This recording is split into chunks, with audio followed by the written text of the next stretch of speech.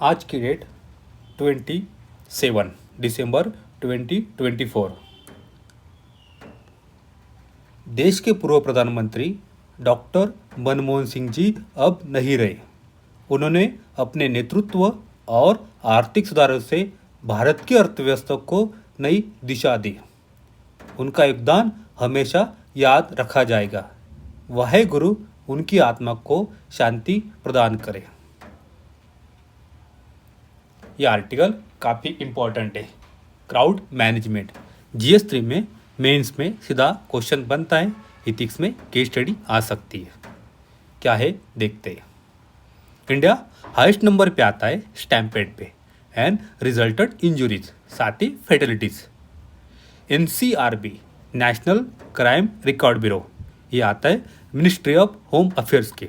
इन्होंने एक रिपोर्ट दी थी। उन्होंने कहा था बिटवीन 1996 एंड 2022 के बीच में इंडिया में कम से कम 4000 स्टैम्पेड इंसिडेंट हुए हैं। उस वजह से भारत में 3000 पीपल की डेथ हुई है। ये नंबर शो करते हमारे सिस्टम की पब्लिक सेफ्टी की क्रोनिक फेलियर को।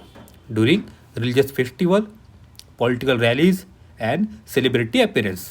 यहाँ पे दो एग्जाम्पल रिलीजियस फेस्टिवल के, एक एग्जाम्पल पॉलिटिकल रैलीज का है एंड एक एग्जाम्पल सेलिब्रिटी अपीयरेंस का है। रिलीजियस फेस्टिवल का एग्जाम्पल देखते हैं। 2011 सबरीमाला, एक छोटे नैरो पाथवे पे चलते हुए 106 पीपल ने अपनी जान गंवा दी थी।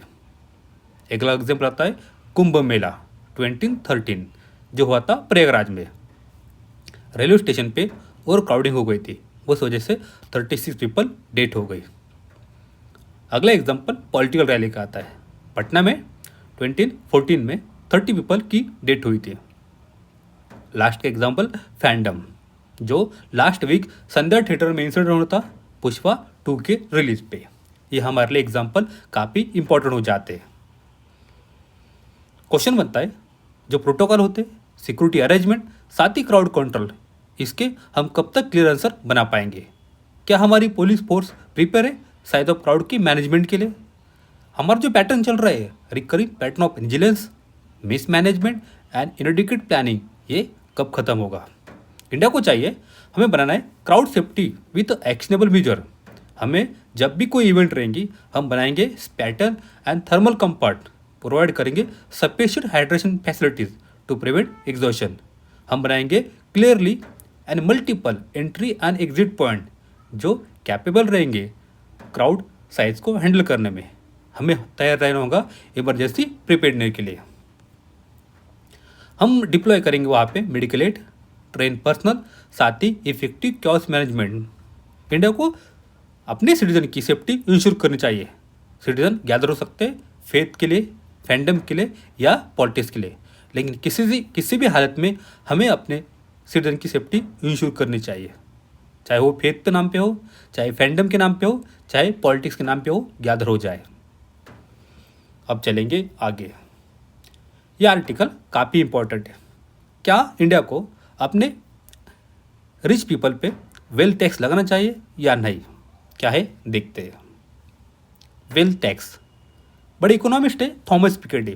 उन्होंने सजेस्ट किया है इंडिया को आप वेल्थ एंड इनहेरिटेंस टैक्स लगा दीजिए सुपर रिच पीपल पे, और उसमें से जो कलेक्शन आएगा, जो मनी कलेक्ट कंट्रीब्यूट हो जाएंगी, आप उस फंड को यूज़ करें हेल्थ में एंड एजुकेशन पे। लेकिन हमारे chief economic adviser A Nageswaran, इन्होंने इस आइडिया को अपोज किया है। उन्होंने कहा है अगर हायर टैक्स रहेगा तो हो सकता है फंड का आउटफ्लो हो जाए, लोग यहाँ इन्वेस्टमेंट न करके बाहर इन्वेस्ट कर देंगे या बाहर रहने चले जाएंगे। हमारे सामने 2 डिफिकल्टी आ सकती है। हम कैसे किसी पर्सन की वेल्थ को मेजर करेंगे?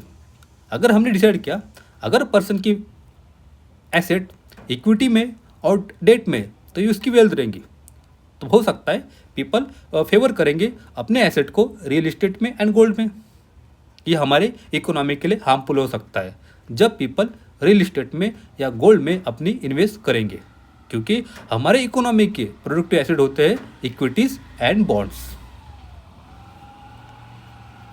सेकंड आता है पीपल विल जस्ट लीव। अगर एलिट ग्रुप पे हम टैक्स लगाते हो सके वो देश छोड़ के चले जाए या फिर अपनी इन्वेस्टमेंट कम कर दे।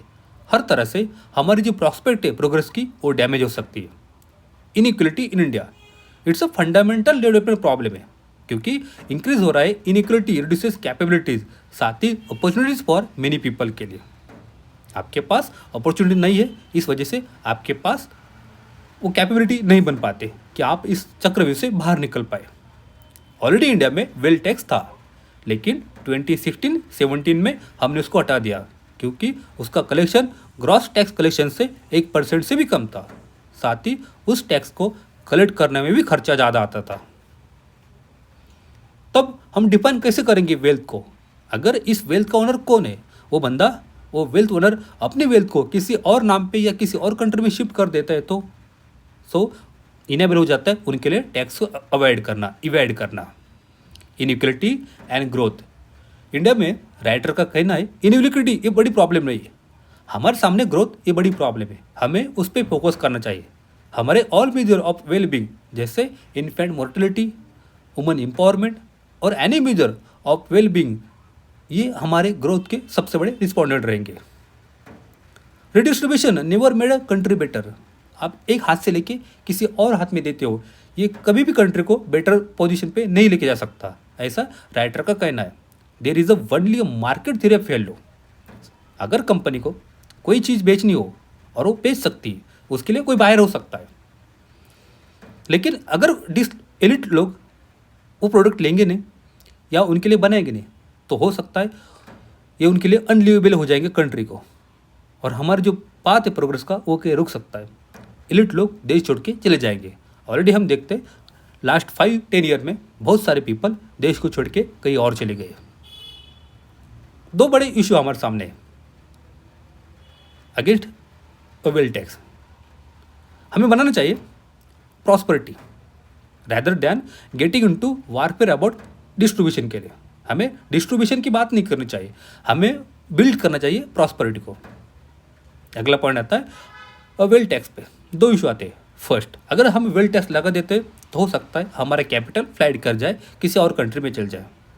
सेकंड आता है, अगर हमने कुछ थ्रेशोल्ड इम्पोज भी कर दे तो पीपल उस थ्रेशोल्ड से नीचे इन्वेस्ट करेंगे, उतने ही कमाई कर लेंगे। इस वजह से क्या हो जाएगा, गैप बड़ा हो जाएगा between bottom half and top half के पीपल के बीच में। तो वेल्थ टैक्स हम यूज कर सकते हैं हेल्थ पे, एजुकेशन पे, लेकिन एक फंडामेंटल फीचर है पब्लिक फाइनेंस का, आप डिकपल कीजिए पूरी तरह से अपना एक्सपेंडिचर और अपने रेवेन्यू को। आपका रेवेन्यू आता अलग सोर्स से, आप एक्सपेंडिचर अलग सोर्स पे कीजिए। हमारे इंडिया में राइटर के हिसाब से ओनली 3 गुड टैक्सेस है, income tax, GST and property tax. हमें रेट कम से कम रखना चाहिए जो हमारी इकोनॉमी को डिस्टॉर्ट ना कर पाए। वेल्थ टैक्स, राइटर का कहना ठीक है, might give some revenue for social sector के लिए, लेकिन हम कैसे एड्रेस कर पाएंगे उसकी एलोकेशन को। एक एग्जांपल दिया है एजुकेशन का। एक रिपोर्ट आती है प्रथम एनजीओ की, प्रथम एक एनजीओ है, उनकी एक रिपोर्ट आती है ASER annual survey of education report. उन्होंने दिखाया student are not up to mark, मतलब 5th क्लास के स्टूडेंट को 2nd 3rd क्लास का मैथ या बेसिक कैलकुलेशन नहीं आता। तो हमारे लिए क्वेश्चन बन जाता है, हम अगर बिलियनर से टैक्स लेते और वही मनी को पुट करते तो हो सकता है we just throwing good money after bad. ये पॉइंट काफ़ी इंपॉर्टेंट है। अब आर्टिकल काफ़ी इंपॉर्टेंट था, अब चलेंगे आगे। जिस तरह का टॉपिक है एनिमल हस्बेंड्रीज, फिशरीज, वहाँ पे हम इशू को या आर्टिकल को लिंक कर सकते हैं। क्या है देखेंगे। फिशरीज एक्सटेंशन सर्विसेज हमारे इकोनॉमी के लिए काफ़ी क्रूशियल है। फिशरीज एक्सटेंशन सर्विसेज इंडिया के पास है डाइवर्स फिशरीज रिसोर्स, ये प्रोवाइड करते हैं लेवलिड अपॉर्चुनिटीज़ 3 करोड़ फिशर्स के लिए एंड फिश फार्मर के लिए। 2022 एंड 23 में इंडिया ने प्रोड्यूस किया था 175 लाख टन फिश, जिसमें से इनलैंड फिशरी से आता है 75%, मरीन फिशरी से आता है 25%। ये प्रीलिम फैक्ट पॉइंट हमें यहाँ मिलता है। हमने 175 लाख टन फिश प्रोड्यूस किए, जिसमें से 75% इनलैंड से आता है, 25% मरीन फिशरी से आता है। India second largest fish and aquaculture produce globally, ये भी एक प्रीलियम फैक्ट पॉइंट हमें मिलता है। एक्सटेंशन सर्विसेज, मतलब आपको फिशिंग करनी है, आपको फिश फार्मिंग करनी है, उसके लिए आपको क्या इंस्ट्रूमेंट चाहिए, क्या क्या साधन चाहिए, आपको मार्केट का नॉलेज चाहिए, बेसिक इंफ्रास्ट्रक्चर चाहिए, इसमें आता है extension. Life cycle of improve species culture, water quality, disease, हम एड्रेस करना है issue face by seed grower and hatcher, जो फिश के फूड को बनाते हैं। हमें बनाना है, कंडक्ट करना है need based training to promote sustainable practices, साथ ही फिशर के बेस्ड एक्टिविटी पे। गवर्नमेंट की एक स्कीम आती है प्रधानमंत्री मत्स्य संपदा योजना, जिसपे हमें फिशरी सेक्टर के डेवलपमेंट पे फोकस करना है। उसके अंडर में एक सब स्कीम आती है, नाम है मत्स्य सेवा केंद्र। ये एक वन स्टॉप सोल्यूशन है, ये प्रोवाइड करता है range of extension services by train aquaculture professional के माध्यम से। गवर्नमेंट असिस्ट करती है सेटअप करने के लिए केंद्र फॉर वुमन के लिए एंड वीकर सेक्शन के लिए। जैसे एग्जांपल दे दो, मत्स्य सेवा केंद्र ये आता है थिरुसुर में, जो आता है केरला। ये वेल इक्विप्ड लैब है वाटर की, सॉइल की एंड मैक्रोवेल टेस्टेंट की, जो कंडक्ट करती है डिसेज टेस्ट को। अगला आता है मत्स्य सेवा केंद्र नासिक में, जिनका फोकस रहता है कैपेसिटी बिल्डिंग करना फिशरमैन की। एमएस के मत्स्य सेवा केंद्र ये मोबाइलाइज करते स्टार्टअप को, कोऑपरेटिव्स को, जॉइंट लेबिलिटी ग्रुप को एंड सेल्फ हेल्प ग्रुप को टू शेयर उनकी बेस्ट प्रैक्टिसेस। अगला कीवर्ड है सागर मित्रा। सागर मित्रा ये भी प्राइम मिनिस्टर मत्स्य संपदा योजना के अंडर में आता है। In coastal state and union territories में सागर मित्रा एक वाइटल इंटरफेस है between government and sea borne fishery के बीच में। उनके पास होती information and data on daily marine catch का, प्राइस फ्लक्चुएशन, साथ ही requesting marketing needs at fish landing centre and harbour. ये फिशरमैन को डाटा प्रोवाइड करते हैं। They disseminate information to fisher on local regulation, weather forecasting, natural calamities, hygienic fish handling, साथ ही potential fishing zone इन सी में सागर मित्रा का role काफ़ी बड़ा है। राइटर ने कुछ वे फॉरवर्ड भी दिए। उन्होंने कहा है Indian council of agriculture research उनके कृषि विज्ञान केंद्र होते हैं, उनको उनकी एक्सटेंशन सर्विस और बढ़ानी चाहिए। अगला आता है एक्वा बाजार। हमारे नेशनल फिशरीज डेवलपमेंट बोर्ड उन्होंने बनाया है वर्चुअल लर्निंग प्लेटफॉर्म, नाम है एक्वा बाजार। ये प्रीलिम फैक्ट पॉइंट हमें मिलता है। ये इनेबल करता है एक्सपर्ट को, आप क्लैरिफाई बेसिक कंसेप्ट को दीजिए, साथ ही प्रोवाइड कीजिए क्लैरिफाई बेसिक कंसेप्ट, साथ ही practical demonstration to fishers on breeding and seed production पे।